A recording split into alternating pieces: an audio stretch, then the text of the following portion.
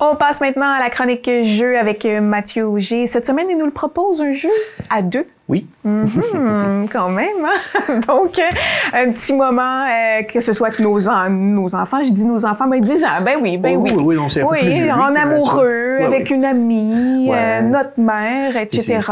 Donc, qu'est-ce que tu nous proposes exactement? On voit que oui. Hein? Oui, mais dans le fond, en fait, c'est très dinosaure. Oui. On n'est pas obligé, j'imagine, d'être fan des dinosaures pour jouer. C'est la thématique du jeu qui nous amène dans l'univers. Exactement. Si vous êtes fan moindrement Jurassic Park et compagnie, bon, vous allez bien aimer le principe. Ah, ben oui, c'est vrai. Parce que ça fait rappeler un peu le monde perdu au sens faire simple. C'est une île dans le Pacifique sur laquelle on a découvert qu'il y a encore des dinosaures, plus précisément des raptors. Puis là, en fait, on a des scientifiques qui, eux, ce qu'ils veulent, c'est aller sur l'île et récupérer soit la maman raptor ou des bébés raptors, comme vous voyez un peu sur l'image. D'accord. Là, on s'entend que maman est pas Ça sera contente. pas facile. Non, c'est pas facile parce que maman est pas très heureuse de la situation. Effectivement. Fait que là, c'est là qu'on va arriver au cœur du jeu. C'est que dans le fond, c'est un jeu comme pour deux, on disait. Et d'un côté, il y a quelqu'un qui va jouer les scientifiques et de l'autre côté, il y a quelqu'un qui va jouer maman raptor et les bébés. OK. Puis là, dans le fond, en fait, ce qui est intéressant, c'est qu'il y a un jeu avec un gameplay asymétrique. Les humains ne se joueront pas de la même façon que va se jouer, en fait, les dinosaures. OK. Puis en fait, les façons de gagner ne sont pas tout à fait les mêmes non plus. Parce que pour faire simple, les humains peuvent gagner de deux façons. Même chose pour les dinosaures. Les humains gagnent s'ils sont capables de capturer 3 bébés et ou d'avoir endormi la mère. Endormi. Ouais, je vais tout expliquer ça plus tard, il n'y a pas d'inquiétude. De l'autre côté, maman raptor gagne si elle a réussi à faire échapper 3 de ses bébés ou elle a dévoré tous les humains sur l'île. Oh, OK. Rien de moins. Hein? Et voilà. Mais là, on va un beau monde imaginaire. Et oui, là, tout va bien. Si vous êtes scientifique et que vous désirez aller les dinosaures vivants, c'est pas une bonne idée. Mais non, vraiment, kidnapper leur bébé est encore moins une bonne idée. Exactement. Là, comment ça va fonctionner? C'est qu'on va avoir un plateau. En fait, des plateaux. Des plateaux. Mais là, ça va être un peu plus dur à illustrer. Oui, mais il ne faut pas oublier qu'on est 2 joueurs, là, simplement. Oui, là. exactement. Donc, ça va être assez simple au niveau, j'imagine, de l'installation et tout. Ben là, je vais retourner la boîte. Fait que là, dans le fond, vous voyez un peu peut-être au quoi va ressembler le plateau. Dans le fond, c'est 6 tuiles que l'on va poser de manière rectangulaire et vous avez des petites pièces en L qu'on va poser aux extrémités. Donc, mettons, on peut avoir les sorties comme ça d'un côté, puis sinon, on peut l'avoir dans un autre sens. Je vais être capable. Mathieu, t'es capable. Mais bref, mettons... Genre, Mathieu qui comprend les jeux de société les plus compliqués, mais qui a de la misère à faire un coup. Oui, mais là, c'est visuel. Là, mais bref, tu places... Dans le fond, il faut que tu t'imagines, c'est vraiment comme 6 tuiles avec des sorties en L de chaque côté. Dans le fond, ça, c'est important parce que c'est via les sorties en L que les bébés peuvent se sauver. OK, voilà. Dans le fond, c'est ça l'important. Et là aussi, vous avez, là, on va pas nécessairement bien... Ouais, on le voit. Vous avez des montagnes qui sont des obstacles. Oui, c'est ce que je me demandais. J'hésitais en dessous des volcans, mais c'est des montagnes. Oui, c'est des montagnes. Parce que dans le fond, en fait, dans le jeu, qu'est-ce qui va se passer? C'est que vous avez justement vos petits personnages. Fait que vous avez... Les petits dinosaures. Ah ben ça, c'est maman raptor. C'est la maman. Ah ben oui, Elle est toute petite. Ah ouais, ben imagine la taille des bébés, là. Oh mon Dieu, ouais, perdez pas vos pièces. Oui, exactement ce que j'allais dire. On met ça dans un petit sac. Ah oui, il y a tout ça dans un petit sac. Et là, vous avez justement les humains. Fait que là, dans le fond, des humains armés. Oui, mais quand même, ils n'ont pas le choix face aux dinosaures. Tu vois bien que la grand-maman raptor est très, très grande par rapport aux humains. C'est vrai, tu as raison. Puis les humains sont à peine plus grands que les bébés dinosaures. Exactement. Fait que là, dans le fond, ce qui va se passer, c'est que les personnages vont se déplacer, comme vous voyez, en fait, sur le plateau au fur et à mesure. Puis, dans le fond, les scientifiques vont essayer d'endormir les bébés pour les prendre ou essayer de tirer sur la mère pour l'endormir et tout et tout. Mais on fait ça comment? Ben, c'est ce que j'allais te demander. Ça a l'air simple quand tu le dis, là, mais je me dis, ouais, on réalise ça. Vous avez un fameux jeu de cartes. Vous avez un deck pour les dinosaures. Et vous avez un deck pour les humains. Les humains. Puis dans le fond, il y a des cartes qui vont être chiffrées de 1 à 9. Voilà. Exactement, pour les humains, c'est la même chose. Mais là, vous remarquez que en haut, à gauche, vous avez un chiffre, puis sinon, à droite, vous avez un symbole. Oui. Ça, dans le fond, ça va être l'effet. Fait que là, ce qui va se passer, c'est que, mettons, si toi puis moi, on s'affronte, là, on va piger 3 cartes. Donc, on doit être soit les dinosaures ou les humains. Exactement. Puis mettons, moi, je suis le dinosaure, toi, t'es les humains. Tu aurais tes 3 cartes. Je préfère. Puis là, dans le fond, ce qui va se passer, c'est qu'on va choisir une carte. Et là, tu vas faire la même chose et on va révéler en même temps. Fait que là, ce que j'ai fait, j'ai révélé, toi, tu as le 9 et moi, j'ai le 6. Ce qui va se passer, celui qui a la plus petite valeur va faire l'action qui est ici. Puis dans le fond, celui qui a la plus haute valeur, ce qui va se passer, il va prendre son chiffre, le soustraire à l'autre carte Et là, ça va te donner ton nombre de points d'action. Fait que là, ben, 9.6 va donner 3 points. Puis là, dans le fond, comment ça fonctionne, c'est que moi, je vais faire l'effet de ma carte. L'effet de ma carte, c'est de... c'est quoi l'effet? J'essaie de voir ton dessin, mais je comprends pas trop. Ben ça, c'est des symboles, il faut que tout on les explique. Qu'on doit, comprendre parce que dans le fond, ça fait en sorte que la maman dinosaure disparaît du plateau et réapparaît à la fin où que je veux. Et qu'au prochain tour, mon adversaire doit me montrer sa carte avant que je joue la mienne. OK. Puis là, dans le fond, ben ça, celle-là, c'est la seule qui n'a pas d'effet, mais c'est le plus haut chiffre.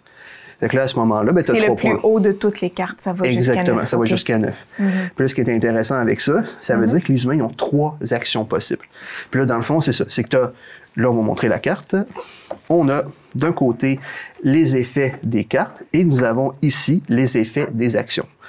Fait que dans le fond, ça, je fais l'effet de ma carte, comme je disais, ou je fais l'effet des actions. Puis les actions, ça va être, OK, mais là, je déplace un personnage humain de 1. Là, je vais endormir un dinosaure qui est un bébé dinosaure à côté de moi. OK, parfait. Puis là, tu vas avoir un scientifique qui peut prendre un bébé dinosaure. Bref, tu as différentes actions comme ça. Puis la mère, c'est la même chose. Elle va avoir ses propres actions, puis ses propres effets avec ses cartes. Et ça, c'est toujours lors de la pige des cartes que ça se passe. Parce que dans le fond, des fois, tu vas te dire, moi, je veux vraiment jouer une carte très faible parce que je veux absolument faire l'action de la carte. Par contre, attention, si l'autre adversaire, lui, il met un 8, puis moi, j'ai mis un 1, tu as 7 points d'action. Puis comme les différentes actions des cartes. Des bons conseils, mettons, si on veut être bon au jeu, là, pour les gens qui n'auront pas écouté la chronique. Là, nous, ceux qui l'ont écouté vont gagner quand ils vont jouer.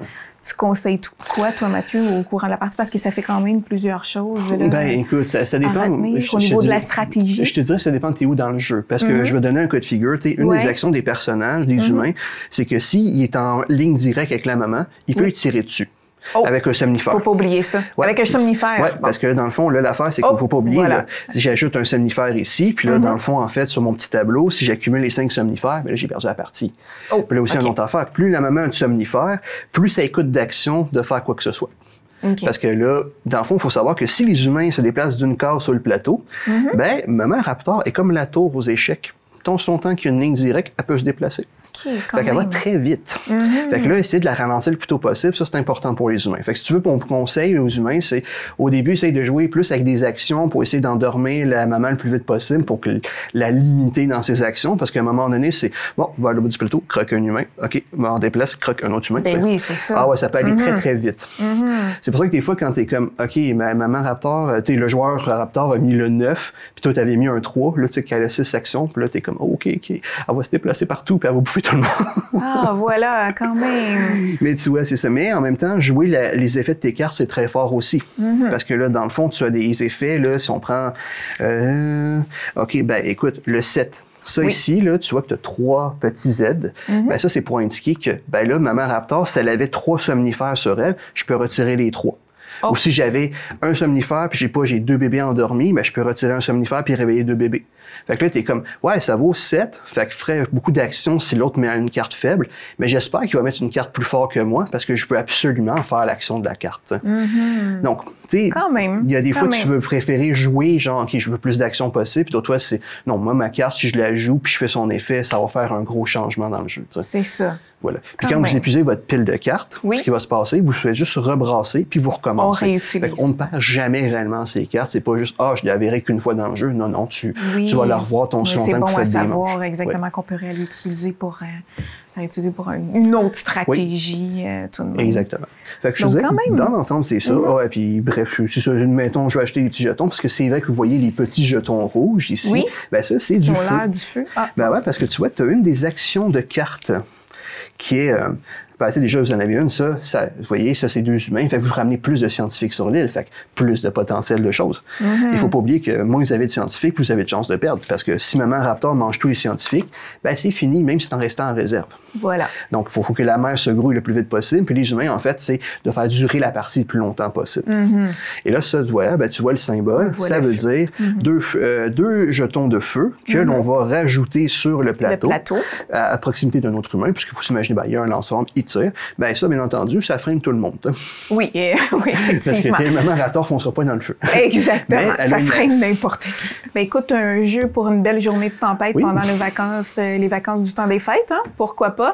Ah oui, quand même. Puis jouer à deux, on n'est pas obligé d'avoir la grande famille à la maison. Non, pas du tout. C'est un deux joueurs, donc vous avez toujours l'excuse de dire « Ouais, excuse, on ne peut pas t'inviter, c'est pour deux. » Exactement, exactement. Ou ça fait de la chicane parce qu'on est roi. Et voilà. Mais tout de même, puis une partie en terminant, Mathieu? Écoute, peut-être une demi-heure, je te dirais. C'est pas si pire. Ça se fait quand même. Non, c'est ça. Malgré toutes les choses à surveiller. C'est un jeu qui a quand même pas pire d'éléments, mais quand même relativement simple à connaître. Voilà. C'est pas... le jeu a été mis 10 ans et plus. Oui, je trouve que c'est parfaitement accessible, mais écoute, selon moi, même un 8 ans pourrait jouer à ça sans trop de problèmes, qui est moindrement connaissant avec les jeux de société. Voilà. Ah ben génial. Ben merci Mathieu encore une fois pour la belle suggestion. On se retrouve encore une fois la semaine prochaine. La semaine prochaine.